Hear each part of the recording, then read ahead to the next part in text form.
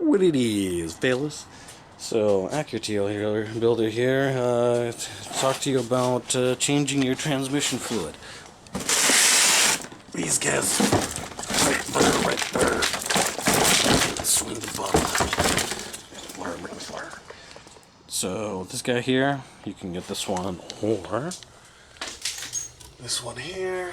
I don't think it matters. It's all ATF DW1. So this car oil's got like 1,300 on it, maybe 2,000 max. I changed it anyways. I don't know if it's full synthetic or not. But the last owner of this new TL uses original, so maybe it's got original Honda oil in it as well. So when you're changing the fluid, always use original. On the 3G TLs, unless you're running like boost, then run something like boost on an auto, then run like a red line full synthetic high temp. That's what I run in this one, and it does pretty good, but I think it does too good because it gives you more bite on your torque converter. But my torque converter is going out on this car because it's getting too much bite, but it's holding the power. But now the torque converter is starting to give way, so we're going 6-speed on it. So I don't think this has been changed for about 8 years. The previous owner had it for 8 years, and he did major service on it, timing belt, water pump, front main seal, oil pump seal, and I think maybe the fluid was changed then, but this is what the fluid looks like, and it's not supposed to look like this. If you look here, so this is really bad. It's like basically burnt oil. It looks not much different than my used motor oil.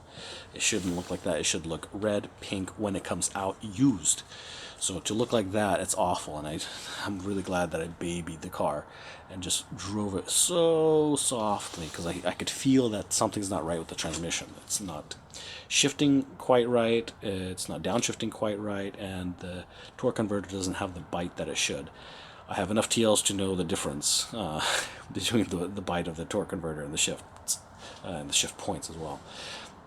So this is the original oil that I drained. It was like 3.5. When you change your transmission fluid, don't go to the place where they do the flush. Don't ever do that to your transmission, because it will shorten the life of it. So just do a 3x3 flush. This is what we call it on Acura. If you want further information, you can go to my thread on Acura. It's called Acura TL Builders Ultimate Boost thread. And there's so much information on there. This is where I learned all my stuff, and if you would like to know more about your car and how to care for your car and all the things possible for your car, Acura is probably the best place on the internet for that. So make an account, ask any questions on there, because I'm like you guys. I'm just an enthusiast, and I basically learn as I go. I don't do this for a living. I have another job. I have a day job. So this is the original oil. Then it's called a 3x3 flush. You basically drain, and it'll usually drain like 3 to 4, 3 to 4.5, depending on how hot the fluid is. And so you drain it, and then you fill it up again, exactly as it was. What I used to do exactly is, you can use many things. You can use the original bottles, but I have here in CC, get this from work, CC and ounces. So your fill bottles also come in ounces right there on the side. So you can use that, or to be more accurate, use this. And then underfill it just ever so slightly on the last drain and fill. I usually do like 50 cc's less on each one, and then add a tiny bit more under 50 cc's. So that way, the transmissions are very sensitive on our cars, and you have to have the exact dimensions for a happy transmission.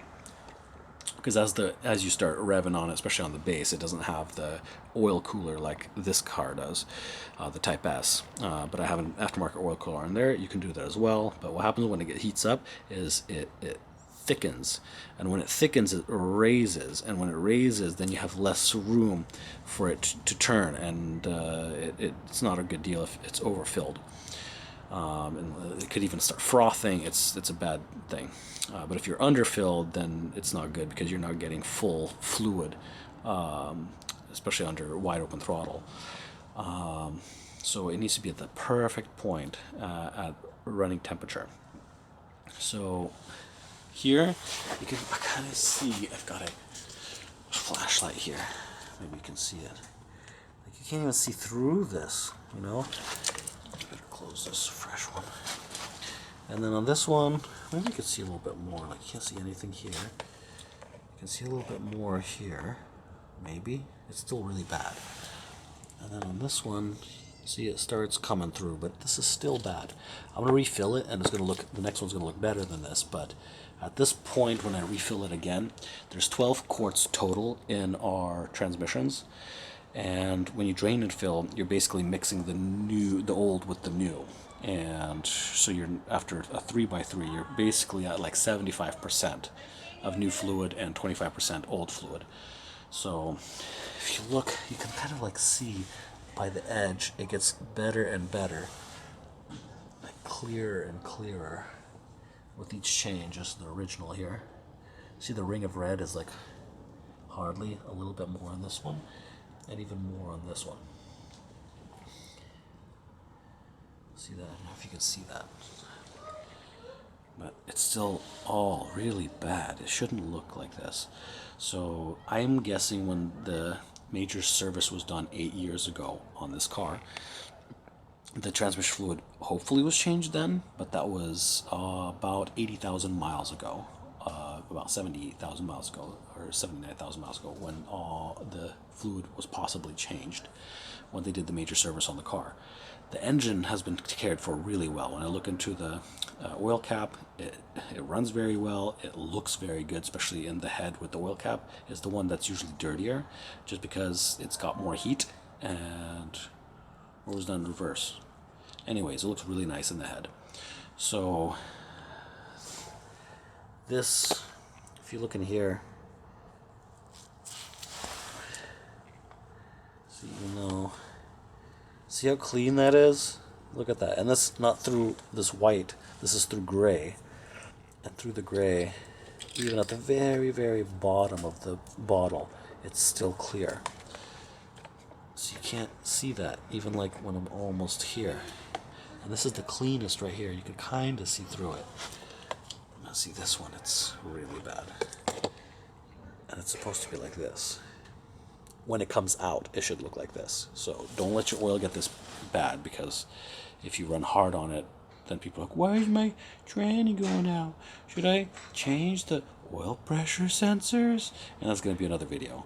Yeah, I'm going to do the oil pressure sensors in springtime for this car. I've already done it on this car. I haven't done it on the red car, but I absolutely don't drive this car, the red one. And so, yeah, we're going to finish this. So one thing you can tell is this was refilled when it was refilled with cheap oil. You can smell the difference between the cheap, like the stuff that you buy at, AutoZone, not AutoZone, and this Honda stuff. When you smell it, it's got like a sweet smell to it. It's different than the cheap stuff. And just when you smell the cheap stuff, it almost has like a more burnt smell to it, like a little sharper smell. Well, this almost like a bitterish smell, but this is like a more of a sweet smell. And instead of being a red, this is like a pink red. And you can tell when I originally poured it out, you could see like the pinkish mixed with the other one, because I only drove it for a few miles. Basically, some people do like 1,000 miles driving between the 3x3, 1,000 miles, 1,000 miles, 1,000 miles, they change it. But I just do it all in one day. You drive on it, I don't know, 5-10 miles, go through all the gears, maybe go on some twisty, windy road. I did that on this one right here. And that way it cleans up the gunk. There's a bunch of crud, I'm sure, still in the transmission that is kind of cleaning out, and it's going to be doing that. After I fill this in, then I'm going to do it again in a few weeks, and we'll see the result, but that never should look this bad. So, yeah, basically, if you really want to know here, some of you guys might not have these anymore, but I keep my on there, at least on this car. And so it's right here. The bolt, you undo this, heat up the car so everything's warm, and that way more fluid comes out. Undo this into the pan. It's going to be about 3.5. Then you undo this, and this, and that way you can move this one out of the way, and you can have more play on this. And then right here, or outward actually, and then it comes up and over. And I go behind here, and I go to that plug. There's a plug there. I'll show you here. And that's where you basically go and you fill it. I use this funnel right here. It's long enough to where I can reach into the fill hole and just fill, basically. And you want to do it carefully, not to get any crud into the transmission, because it's just going to roll around through the transmission. So I'm going to take this apart.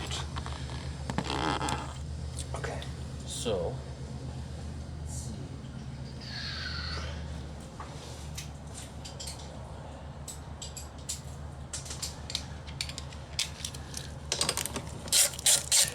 Take this off.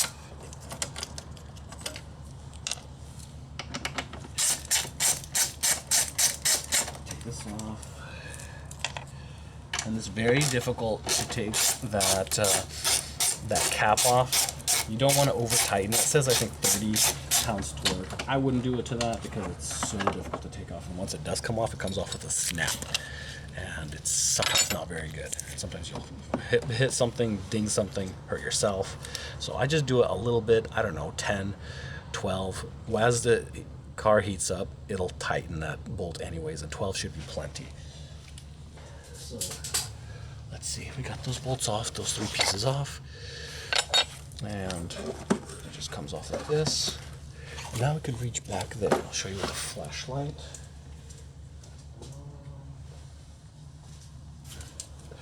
So right here, it says right there, it says, you see that? It says ATF, that one right there.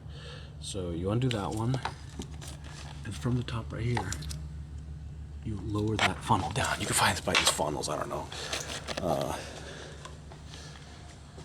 all over the place. So like, I don't know, 50 cents. So take the bolt off first. I'm trying to hurry to make this video kind of not too long-winded for you guys. I usually do that, but there's usually decent information, I hope. I'm trying to do this one-handed. Okay. Ah, fuck. Pinched myself. It's alright. Alright, so. Alright. So you go down there. Try not to, like, move this out of the way so you're not breaking stuff. And basically, I use something like this, and even a pry bar. See, I just did it by hand, just because I'm changing over and over again. So now it's free, and then I carefully put my hands down. So there's going to be also a ring there, and you want to take it off all together, and so you don't lose it. This is what I do. I put my fingers under it, and then just lift it all as one. This is what it looks like. My cap. I hope you guys are seeing that. This thing here. So put that here, or someplace safe, and pull it. Make sure your funnel's clean, because you don't want me just introducing junk in there, because it's going to stay there. And try to have a clean work area, because when you like putting this funnel in, you like knock a bunch of like dirt and stuff around, and then like it ends up falling to your tranny.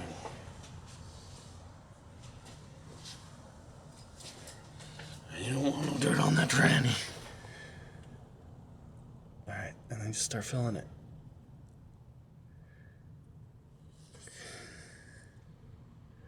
So I actually didn't measure it, but I know it's going to be. I have actually a gauge on my buckets, and so I'll know approximately how much to fill in. I'm going to do under that for the last drain and fill, and then I'm going to warm up the car, put it level, and then check it, and then put in a little bit, check it again, put in a little bit, check it again, because you want it just right. Otherwise you have to crawl under again, and then pour some out. And then sometimes it's hot. You don't want to do that. So what we have